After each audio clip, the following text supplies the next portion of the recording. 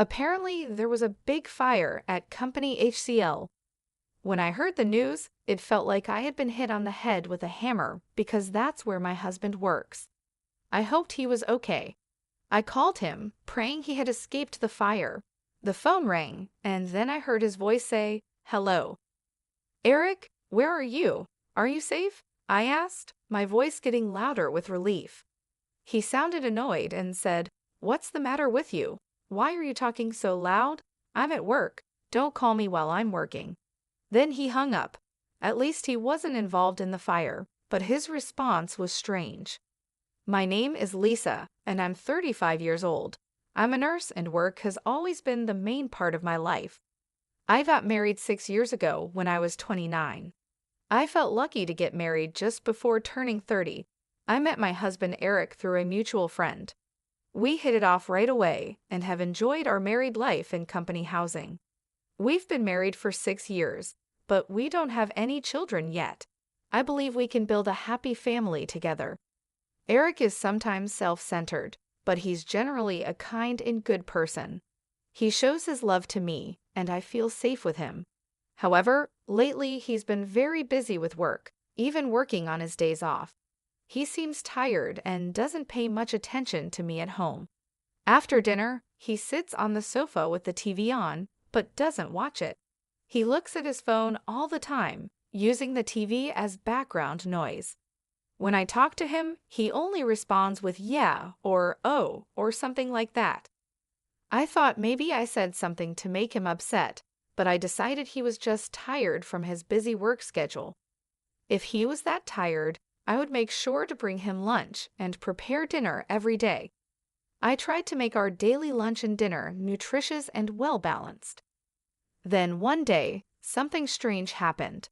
The day before, a coworker called me to ask if I could switch from the night shift to the day shift. So I suddenly had to change to the day shift.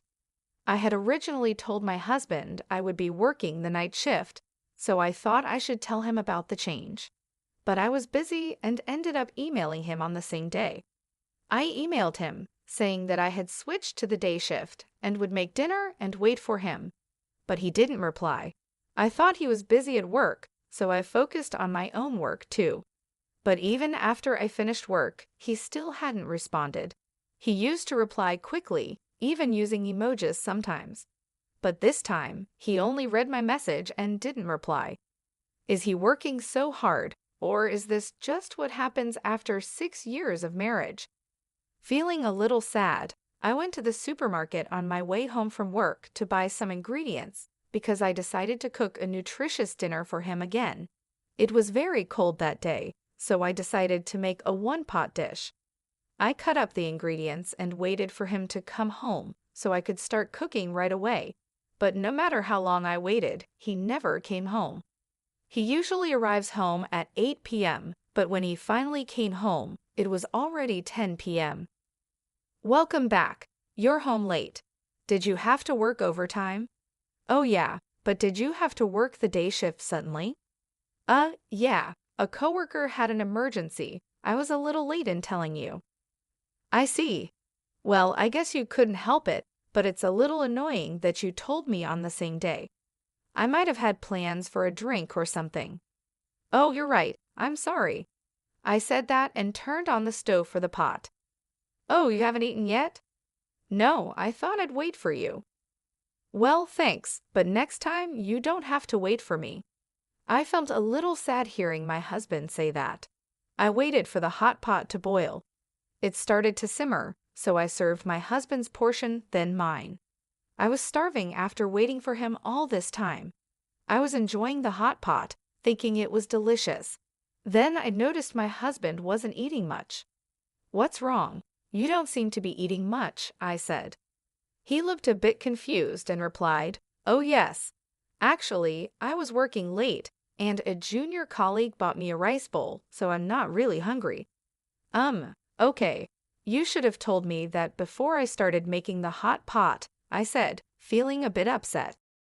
He seemed to notice my mood and said, "Okay, put my portion in the fridge. I'll eat it tomorrow morning," trying to cheer me up.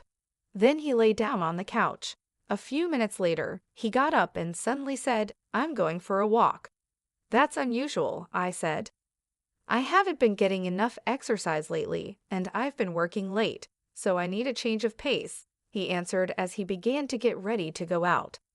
I felt a little empty sitting alone at the table eating the hot pot, so I put my portion in the fridge too. I felt like I had eaten too much, and my husband and I haven't spent much time together lately, so I decided to go for a walk with him. But he refused and said it's not good to move just after eating. He also said he wanted to go for a long walk alone. He ended up going out for a walk by himself. I thought his behavior was suspicious, so I secretly followed him. My fear turned out to be true. Despite my voice, my husband was walking with great enthusiasm. He stopped in front of the park, a bit far from our house.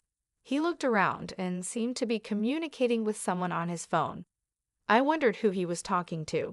A few minutes later, a car pulled in. My husband approached the car and started talking lightly with the person in the driver's seat. It was dark and hard to see, so I couldn't make out much more. I got closer to the car and saw the person in the driver's seat. She had long curly hair and glossy lipstick. It was a woman, laughing happily as my husband got into the passenger seat. He was totally having an affair, right? By the time I thought that, the car had already driven away. I stood there for a while stunned. Then my husband sent me a text message saying he met someone he knew and would be home a little late. Someone he knew just out of nowhere. I didn't believe him at all. He had said he had already eaten and didn't have an appetite, but it was past 3 a.m. when he came home. He didn't even notice that I was awake. He seemed tipsy and went to the kitchen to drink a glass of water. After that, he often worked overtime only when I was on the day shift. We always had a hard time matching our off days, but now it's even harder. Yesterday he worked overtime, and today he has to work on his day off. But is it really work? I wonder if he's meeting the woman I saw that day. I can't help but think about it. I went online to look for information about detective agencies and found myself submitting an investigation request to the most reliable one. I felt guilty about investigating behind his back, but if nothing is going on, I could trust my husband again. So I decided to have them investigate. Waiting for the results of the investigation was really hard. My husband was as quiet as ever, and every time I saw his face, the woman was on my mind. I wanted to get a clear picture as soon as possible. Then something incredible happened. It was Saturday, and I was busy working as usual on the day shift. My husband was also at work on his day off. I was concentrating on my work, thinking that since we were both at work, I didn't have to think about anything else. Then I heard the sirens of a fire truck in the distance. The sound got closer and closer, louder and louder. Just when I thought they were passing by, I heard another siren. It wasn't just one fire truck, but 3 or 4 more. This must mean that there was a big fire nearby. I felt uneasy and worried. Then 2 of my colleagues came back from the hospital room with serious looks on their faces. They were talking about the fire. "You mean the fire?" I asked. "Yes, that's right. There was a big fire at Company HCL," one of them said. At that moment, it felt like I had been hit on the head with a hammer. That was the company where my husband worked. I quickly explained the situation to my colleagues and went to call my husband to make sure he was safe. "Please be safe," I thought as I dialed his number. Even though we hadn't been talking much lately, I always saw him off when he left for work in the morning. I prayed and hoped he had escaped from the fire. The phone rang, and then I heard his voice say, "Hello. Eric, are you safe?" I asked, my voice getting louder with relief. He sounded annoyed and said, "What's the matter with you? You're talking so loud. I'm at work. Don't call me while I'm working." Then he hung up. At least he wasn't involved in the fire, but his answer was strange. There was a fire with several fire trucks on the scene. How could he be working like that? Did he not go to work? Why was he so cold to me when I was worried about him? I was getting more and more angry. Maybe I had been seeing him off, just so he could go to another woman since we got married. Then I made a decision. I would leave that house. As soon as I got home, I started packing my stuff. When I looked in the mailbox, I saw that the results from the detective agency had arrived. I decided to leave the house with the results of the investigation. My parents helped me pack my things. The moving company would be here soon too. I had my things moved out right away. My husband didn't seem to know that I knew the truth. I didn't hear from him at night. I guessed he was staying with his lover the whole time. I packed a lot of my furniture and appliances for my single days. The room was almost empty and looked deserted. Staring at the room, I realized I had no lingering affection for this life. For now, I moved my belongings to my parents' house and looked for a new place to live alone. My husband finally called me the next day. "Hey, what's going on? Most of your stuff is gone." Of course, I moved out of that house. What? What were you thinking? When are you coming back? What about my food? What about the house chores? I was in shock. After all this, that's all you think about when it comes to me? While talking to him, I remembered the fire at his company. This guy was with his affair partner instead of going to work. Anger welled up in me. Why don't you get another woman to do that? Huh? What are you talking about? You were with a woman named Michelle today, weren't you? Huh? What are you talking about? I was working at the office. Oh, at the office? How long did you work today? It was a busy day. Even though I was working on my day off, it took me until late in the evening. I see. That's why I was so surprised that you moved out. Why don't you stop lying already? Huh. You lied about going to work, right? I wasn't lying. I was working. What's going on? How can you work until the evening when there was a fire in the office during the day? Huh. When I called you during the day, several fire trucks were dispatched to your company. They were there to put out a fire that broke out at your office. That's why I called you. I wanted to know if you were okay. You told me not to call you at work, and you talked like there was no fire.